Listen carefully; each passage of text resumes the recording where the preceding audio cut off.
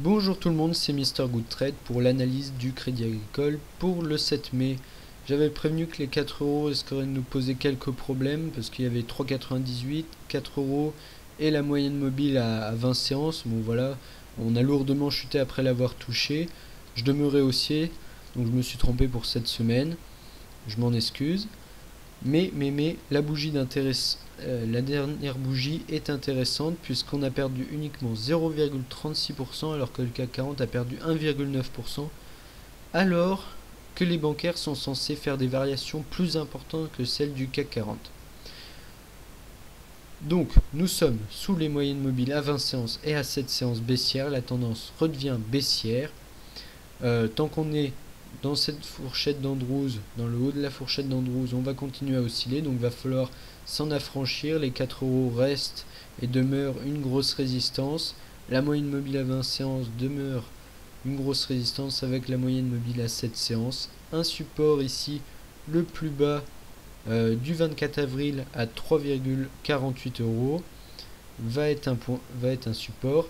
Ici on voit qu'on est revenu toucher le plus bas de vendredi dernier, donc ça c'est intéressant de voir que ça a servi de support.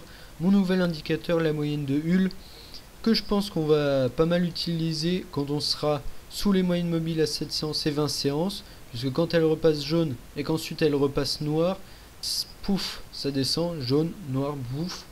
Donc il y a des bons trains à prendre. Ici on voit aussi que ça a pas mal marché sous la moyenne mobile à 20 séances toute seule.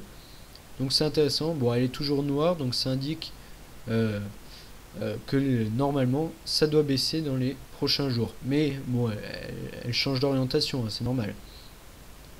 Donc bon, on peut espérer qu'elle repasse jaune. Bon, la moyenne mobile à 700, elle est baissière, mais vraiment très peu, donc il faut pas grand chose pour la rehausser. Et puis bon, on va dézoomer, on va prendre un peu de recul. Et ici, là, quand on était quasiment sur le support historique, on voit qu'on a pas mal oscillé ici avant de s'envoler. Et donc j'ai l'impression qu'on est en train de faire un peu la même chose, osciller sur des plus bas et pourquoi pas monter, pourquoi pas bientôt. La spéculation à mon avis devrait l'emporter avant les résultats du premier trimestre, pourquoi pas commencer amorcer une hausse durable, pourquoi pas. Donc on va surveiller ça. Le MACD est toujours vert mais tend à devenir rouge, donc c'est assez mauvais.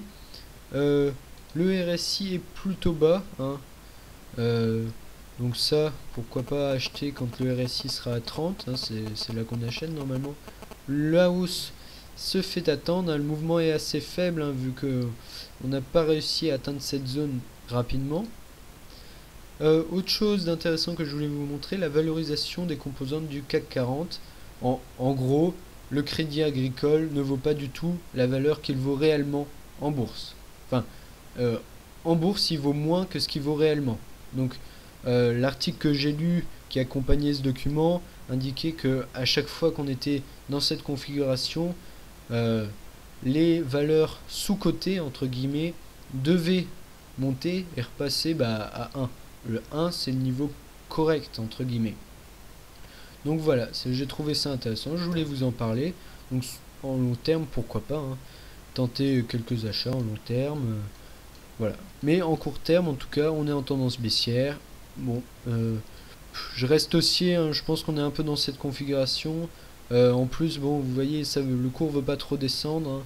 Donc bon, pourquoi pas tenter un achat tout de suite ou attendre des supports en vert pointillé ou la bande de Bollinger, la bande basse de Bollinger.